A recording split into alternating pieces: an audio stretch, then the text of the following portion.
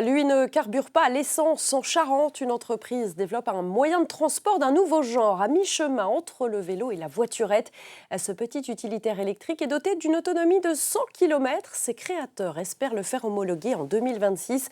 En attendant, des prototypes sont déjà à l'essai, comme à l'hôpital de La Rochefoucauld. Bruno Pilet et Cécile Landel. Il ne passe pas inaperçu. Un utilitaire électrique et à pédale qu'utilise régulièrement Hélène pour transporter les médicaments sur les 5 sites de l'hôpital de La Rochefoucauld. C'est que des manettes, mais c'est assez intuitif comme conduite.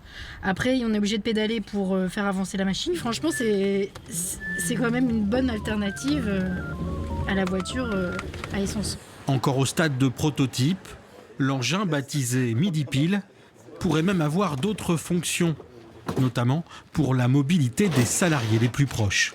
Il y en a 200 ou un peu plus qui habitent à moins de 10 km. Et donc on a envie de faire une expérience pour voir si, pour tout cela, c'est gagnant d'avoir un véhicule propre, sachant qu'ils n'ont que des petites distances et que donc évidemment ça peut être remplacé par ce type de véhicule. Il y a plusieurs volontaires qui se sont fait connaître. On attend que la production soit effective.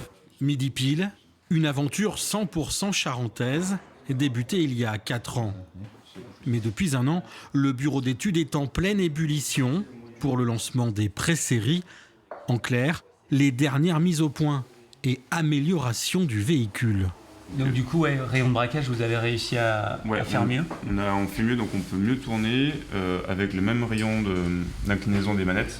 L'angle d'attaque a été principalement le coût de revient fabrication, c'est-à-dire la liste de courses pour fabriquer l'ensemble du véhicule, par exemple une batterie.